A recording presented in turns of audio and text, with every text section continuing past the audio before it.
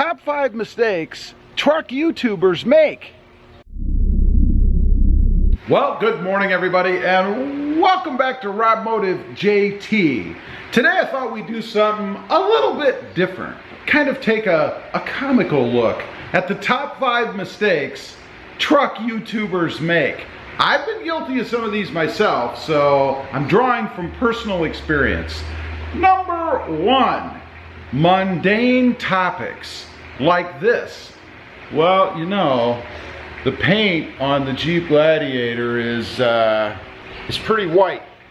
Now, when you get it out in the sun, it gets even a little bit whiter than it is, and it's a pretty bright shade of white. I mean, how boring is that? Who wants to sit and listen to a truck YouTuber talk about white paint or anything else that's mundane? Obviously, you want to stay away from the things that are boring. Nobody wants to listen to you talk about white paint or the roundness of a tire or maybe the length of a bolt. Stay away from mundane topics. Number 2, monotone delivery. Now, welcome everybody to the channel. Today we're going to talk about how fast the Jeep Gladiator is as compared to maybe a different truck. It's really fast. I mean, who wants to sit and listen to 8, 7, 10 minutes of that?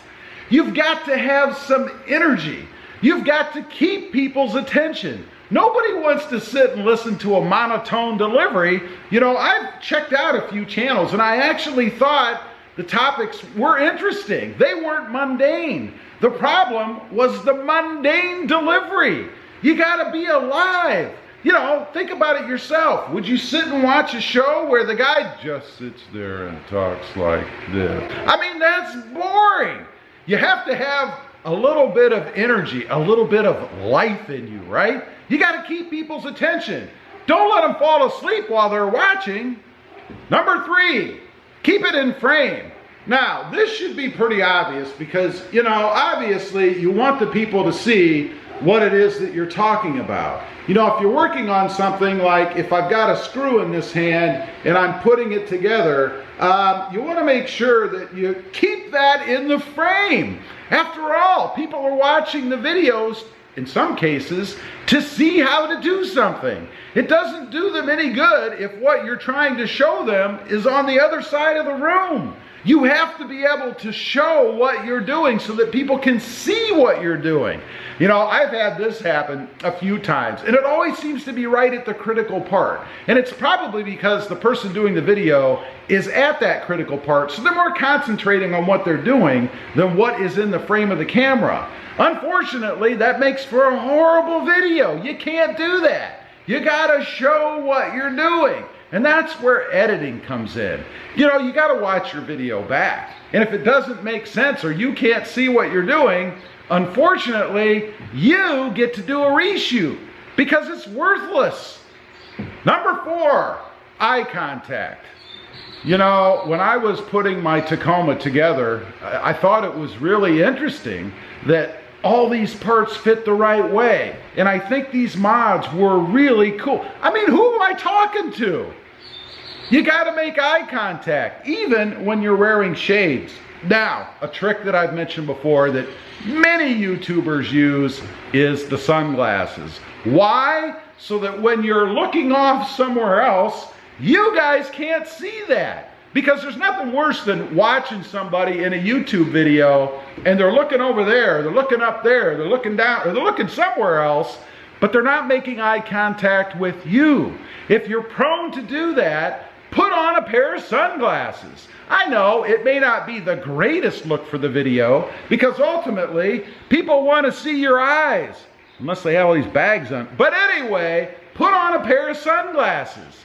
It just helps establish better eye contact even when you're not looking. Like right now, I'm looking at that whiteboard in front of me that has everything written down that I want to say.